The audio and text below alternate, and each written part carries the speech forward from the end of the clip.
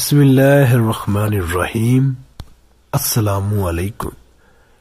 امید کرتا ہوں سارے دوست خیر و عافیت سے ہوں گے۔ دوستو، مولانا روم نے لکھا ہے کہ ایک دفعہ ایک شخص نے اللہ کی عبادت کرنا شروع کر دی اور پروردگار کی عبادت میں اتنا مشغول ہوا کہ دنیا میں سب کچھ چھوڑ چھاڑ کر سب کچھ بھول دیا اور سچے دل سے اللہ کی رضا میں راضی رہنے کے لیے انسانیت کے رستے پر چل پڑا۔ مولانا روم کہتے ہیں کہ ایک وقت وہ آیا کہ اس کے گھر میں کچھ کھانے کو بھی نہ بچا، اور ہوتے ہوتے وہ وقت بھی آیا کہ گھر باہر سب ختم ہو گیا اور وہ شخص چلتے ہوئے موت کے انتظار میں گلیاں گھومتا، اب پہلے تو بچا کچھ نہیں تو انتظار ہی کر سکتا ہوں، اللہ سنبھال لے۔ ایک دن بیٹھا ہوا تھا کہ دیکھا اس کے قریب سے ایک لمبی قطار میں گھوڑے گزرے۔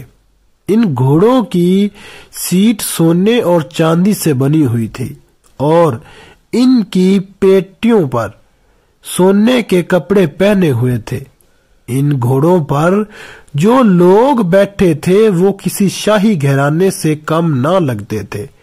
ان کے سروں پر سونے کی ٹوپیاں تھیں اور ایسے معلوم ہو رہا تھا کہ کوئی بادشاہ جا رہے ہیں۔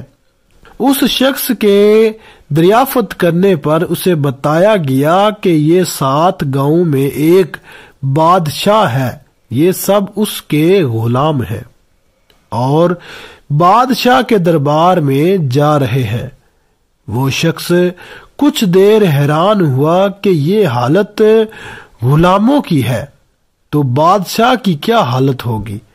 اس نے آسمان کی طرف سے اٹھا کر کہا، میرے بادشاہ، میرے مالک، میرے اللہ، شکوہ تو تجھ سے نہیں کرتا، لیکن اس بادشاہ سے ہی غلاموں کا خیال رکھنا سیکھ لے۔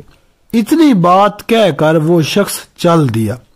کچھ دن گزرے تو ایک بزرگ آئے اور اس کا بازو پکڑ کر اسے ایک جگہ لے گئے جہاں وہیں غلام وہیں گھوڑے تھے، اور دیکھتا کیا ہے کہ کسی گھوڑے کی ٹانگ کٹی ہوئی ہے، کسی غلام کا دھڑ گھوڑے کی پشت پر پڑا ہے، کسی غلام کے ہاتھ کٹے ہوئے ہیں، کسی کے سر سے خون نکل رہا ہے، کوئی گھوڑے کو زخمی حالت میں واپس لے کر جا رہا ہے۔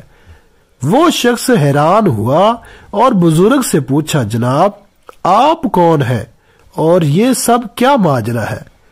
اس وقت اس بزرگ نے کہا کہ یہ وہی غلام ہے جو اس دن سونے میں لپٹے ہوئے تھے اور آج یہ ایک جنگ سے واپس آ رہے ہیں، اس لیے ان کی یہ حالت ہے۔ مجھے خواب میں بس اتنا کہا گیا ہے کہ اسے کہنا بادشاہوں کے لیے قربانیاں دینا بھی ان غلاموں سے سیکھ لے۔